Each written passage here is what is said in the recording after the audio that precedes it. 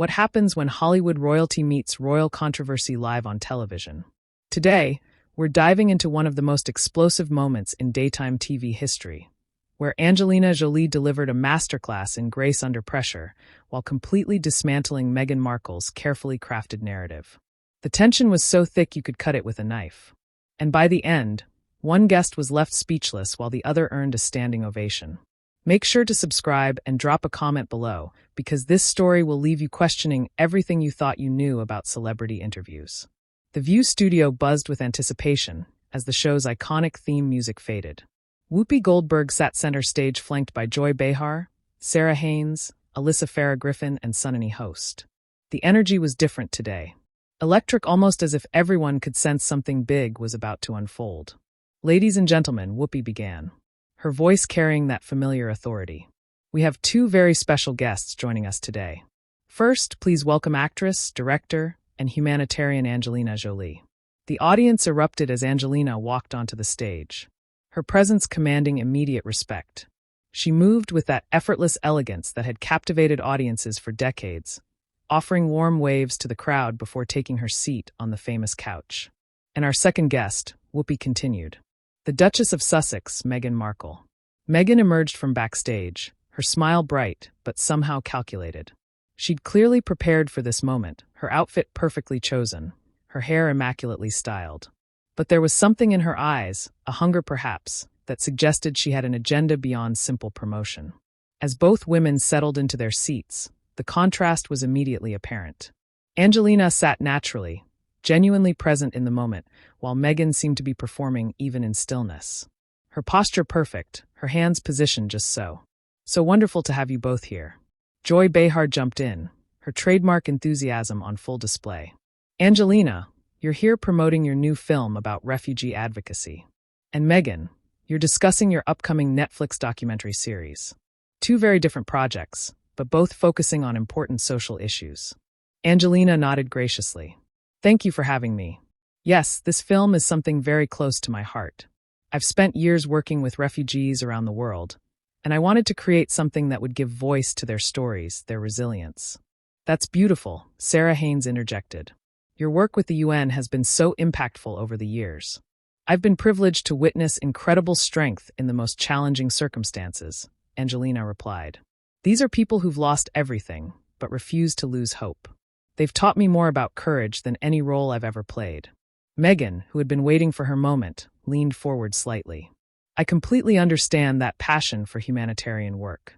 My own journey has opened my eyes to so many injustices, particularly around mental health and women's empowerment. Sometimes I think people don't realize how isolating it can be when you're trying to use your platform for change, but facing constant criticism. There it was. Even in what should have been Angelina's moment, Meghan had somehow redirected the conversation to her own struggles. The panel exchanged quick glances, and viewers at home could practically feel the shift in energy. Sunny Host, ever the skilled interviewer, tried to navigate diplomatically. Both of your platforms have certainly brought attention to important causes. Meghan, tell us about your Netflix series. Well, Meghan began settling back with visible satisfaction. It's really about authenticity and breaking free from systems that try to silence you. I think so many women, especially women of color, can relate to feeling trapped by institutions that smile at you publicly but undermine you privately. The statement hung in the air. Everyone knew exactly what institution she was referencing, and the implication was clear. This wasn't just promotion. This was a calculated attack. Alyssa Farah Griffin, drawing on her political background, recognized the moment for what it was. That's certainly a powerful theme. Angelina, in your humanitarian work, have you encountered similar institutional challenges? Angelina's response was measured. Thoughtful. I've learned that real change happens when you focus on the work itself rather than the obstacles. When you're genuinely committed to a cause, you find ways to serve regardless of the circumstances. The people I work with, refugees who fled war zones, they don't have the luxury of institutional support. They create their own networks of resilience. It was a subtle but pointed response. Without directly confronting Meghan, Angelina had highlighted the difference between genuine service and self-serving narratives. Meghan's smile tightened almost imperceptibly.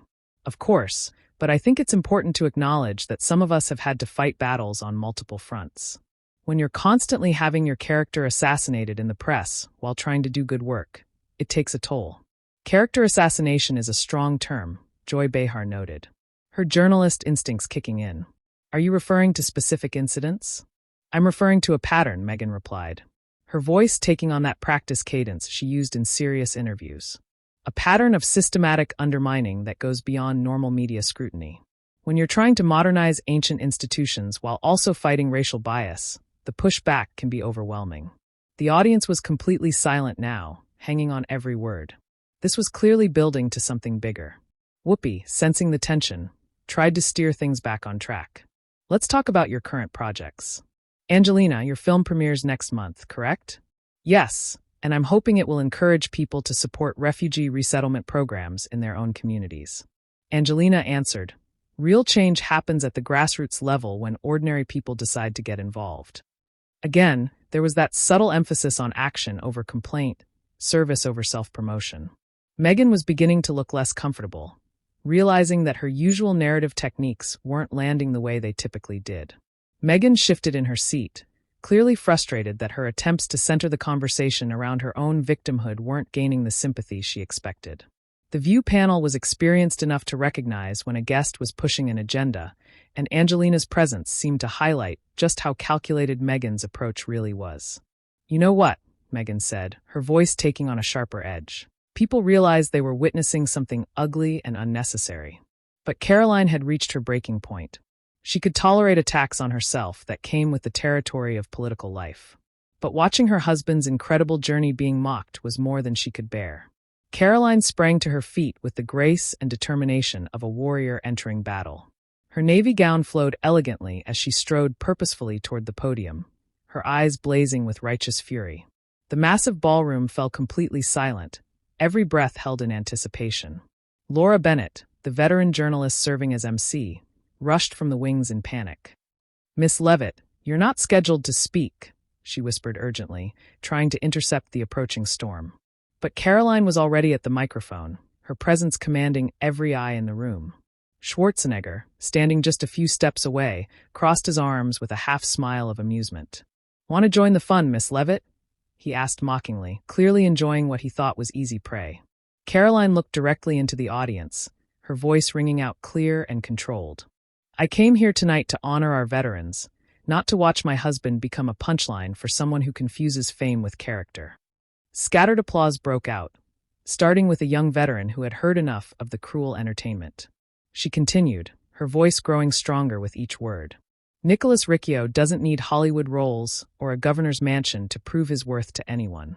He built his entire life from nothing, something no amount of spotlight can diminish or tarnish. Mr. Schwarzenegger, you may be a screen legend, but tonight you've only dimmed the true meaning of this event. The ballroom erupted like a powder keg, finally ignited. A young veteran wearing his service medals stood up, raising his fist in solidarity. Dozens of others followed his lead, creating a wave of support that rippled through the crowd. An elderly woman clutching a photograph of her fallen son nodded through tears. She's absolutely right, a donor whispered, her earlier laughter now replaced by shame.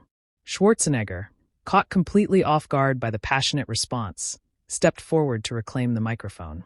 But Caroline raised her hand, her icy glare commanding him to stop where he stood. I'm finished, she said, her voice cutting through the chaos like a blade. But if you want to continue this disgraceful performance, pick on someone your own size. She set the microphone down with deliberate precision and walked away, her head held high with dignity.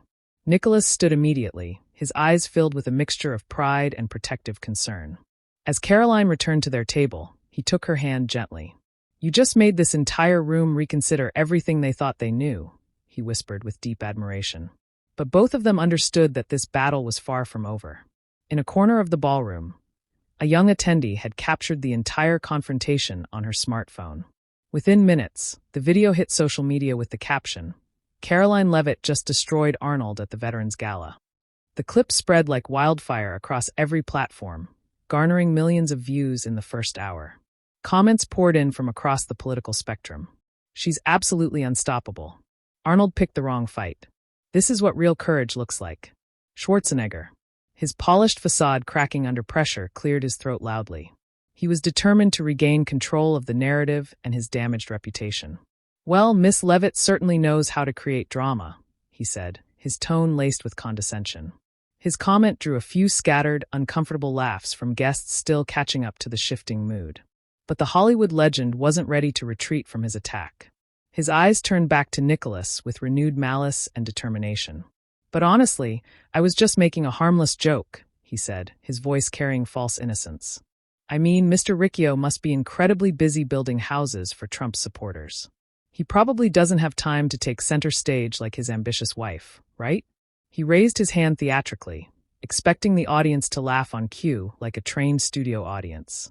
The response was weak and mixed with uncomfortable murmurs from the crowd. A young veteran in the back row shook his head in disgust, whispering to his friend, "This guy doesn't know when to quit." A middle-aged woman wearing a memorial bracelet honoring fallen soldiers glared at Schwarzenegger with knife-sharp eyes. Caroline, seated beside Nicholas, felt her blood pressure rising again as she prepared to stand. But Nicholas gently placed his steady hand on her shoulder, his gaze calm and absolutely resolute. "Let me handle this," he said quietly, his voice barely above a whisper, but carrying unmistakable authority. Caroline looked at him with surprise flickering in her eyes, but she nodded trustingly. She had always known Nicholas as her rock, but now she would see him as a warrior. Nicholas stood slowly, his tall, imposing frame moving with deliberate purpose toward the stage. Each footstep echoed against the wooden floor like a drum beat announcing approaching justice. The ballroom fell into complete silence. Tension so thick it could be cut with a knife. Laura Bennett, still flustered and overwhelmed, tried to intervene, but stopped when she saw Nicholas's determined expression. A quick-thinking tech crew member, sensing the historic moment unfolding, handed Nicholas a microphone. Schwarzenegger, still positioned at the podium, raised an eyebrow with his confidence visibly shaking. "Oh, Mr. Riccio wants to join this party too?" he asked, his mockery now tinged with obvious caution. Nicholas didn't rush to confront the Hollywood giant directly. Instead, he stood center stage, the spotlight illuminating him like a beacon of truth cutting through darkness. When he finally spoke, his voice was deep, measured, and absolutely commanding. "I'm not here chasing fame or seeking anyone's applause," he began, each word carefully chosen for maximum impact. "I don't need bright lights or public admiration to validate my existence. But when Mr. Schwarzenegger turns the years I spent fighting and sacrificing like from the days when I had absolutely nothing into entertainment for his personal amusement, I cannot remain silent." The ballroom was so quiet that individual heartbeats seemed audible. An elderly veteran clutching his service medal gazed at Nicholas with profound admiration and, all passionate about important causes here. But Meghan wasn't finished. "I think it's incredibly privileged to suggest that someone shouldn't speak about their own struggles when those struggles are directly related to their ability to help others. My story matters because it shows other women, especially women of color, that they don't have to stay silent in the face of injustice." "Your story absolutely matters," Angelina agreed, surprising everyone. "But so do the stories of the people you claim to be helping. And right now in this conversation about humanitarian work, we've spent 15 minutes talking about your personal grievances and approximately 2 minutes talking about the actual people who need help." The observation hit like a perfectly aimed arrow. Meghan sat there, mouth slightly agape, as the truth of Angelina's words settled over the studio like a heavy blanket. Even the Season View panel seemed stunned by the precision of the critique. "That's not fair," Meghan finally stammered, her voice lacking its usual confident cadence. "You're trying to make it seem like I don't care about the people I'm trying to help." "Am I?" Angelina asked quietly. "Because in the 20 minutes we've been sitting here, you've mentioned your own struggles approximately 15 times, and the people your documentary is supposed to help exactly twice. Once in passing, and once to explain how their stories relate to your own experience." Sarah Haynes looked down at her notes, clearly fact-checking Angelina's observation in real time. Her slight nod suggested the count was accurate. "I think context matters," Meghan said, her voice rising slightly. "People need to understand the obstacles I faced in order to appreciate the work I'm doing now." "Do they?" Angelina countered, leaning forward slightly. "When I make a film about refugees, do I spend the majority of the interview talking about how difficult it was for me to get financing? Do I discuss how exhausting the travel was or how the media criticized my motives? Or do I talk about the incredible people I met and the urgent need for support?" The panel exchanged glances. They all knew the answer.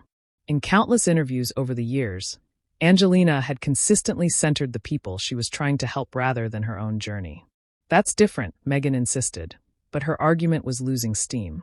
You don't understand the unique pressures of being in the royal family. You're absolutely right. I don't, Angelina agreed readily. But you know what? I do understand the pressure of being a single mother trying to protect your children while working in dangerous locations. The pressure of being constantly scrutinized for every relationship, every adoption, every parenting choice I've ever made. The pressure of having my mental health questioned, my motives analyzed, my entire life dissected in the tabloids for over 2 decades. The studio was completely silent now. Even Whoopi seemed hesitant to interrupt. But here's the difference, Angelina continued, her voice steady and clear. I learned early on that my personal struggles, no matter how real or how painful, are not the story. When I'm advocating for people who are literally fighting for survival, the story is them. Always them. Meghan's face was now visibly flushed, her composure completely abandoned.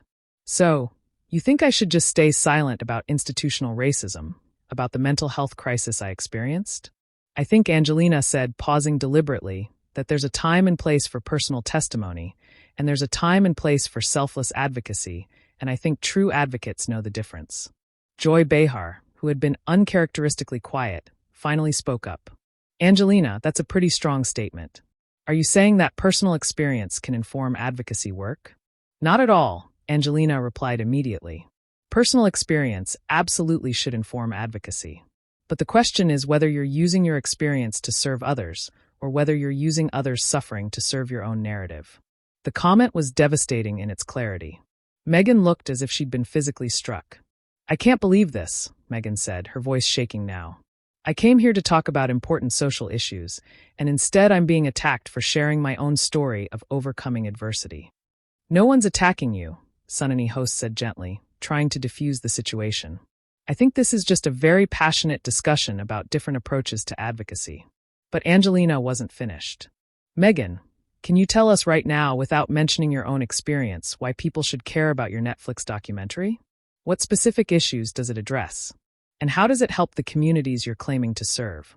The question hung in the air like a challenge. Meghan opened her mouth, then closed it, then opened it again. It's about empowering women to speak their truth in the face of institutional oppression. She finally managed. Which institutions? Angelina pressed. What specific forms of oppression? What communities are being helped? What resources are being provided? What measurable outcomes are you hoping to achieve? With each question, Meghan seemed to shrink further into her seat. It was becoming painfully obvious that her project was more about her own story than about helping others. I don't think I should have to defend my humanitarian efforts to someone who's trying to minimize my experiences, Meghan said, her voice taking on a petulant tone that was completely at odds with her usual polished presentation. I'm not minimizing your experiences, Angelina replied calmly. I'm asking you to distinguish between sharing your experiences to help others and sharing other struggles to validate your own experiences. The distinction was so clear, so perfectly articulated that even Meghan seemed to understand she'd been completely outmaneuvered. Alyssa Farah Griffin, recognizing a teaching moment, addressed the audience directly. I think what we're witnessing here is a really important conversation about the difference between advocacy and autobiography. Exactly, Angelina said, turning to face the camera. When we have platforms, when we have privilege, when we have resources, we have a choice. We can use those gifts to amplify voices that would otherwise go unheard, or we can use other people's struggles to amplify our own voices. Meghan sat in stunned silence, clearly realizing that everything she'd said had been turned against her with surgical precision. Whoopi, sensing that this had reached its natural conclusion, tried to wrap up. Well, this has certainly been an enlightening discussion about the responsibilities that come with public platform. It has, Angelina agreed, then turned directly to Meghan one final time.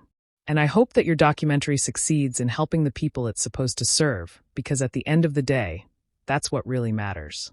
The comment was gracious on the surface, but carried an unmistakable challenge. Meghan managed a weak smile and a barely audible thank you, but it was clear she'd been thoroughly and completely humbled. As the cameras prepared to cut to commercial, the audience began to applaud, but they weren't applauding both guests equally. The ovation was clearly for Angelina, who had delivered a masterclass in grace under pressure while exposing the fundamental emptiness of performative activism.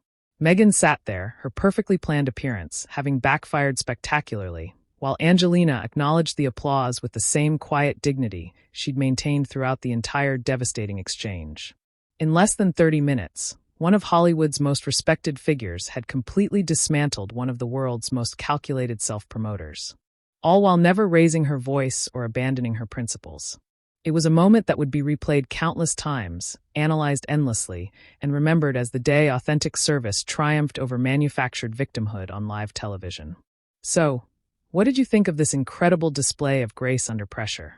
Did Angelina Jolie handle this situation perfectly, or should she have been more diplomatic? Drop your thoughts in the comments below, and make sure to subscribe for more behind-the-scenes stories that reveal what really happens when the cameras are rolling.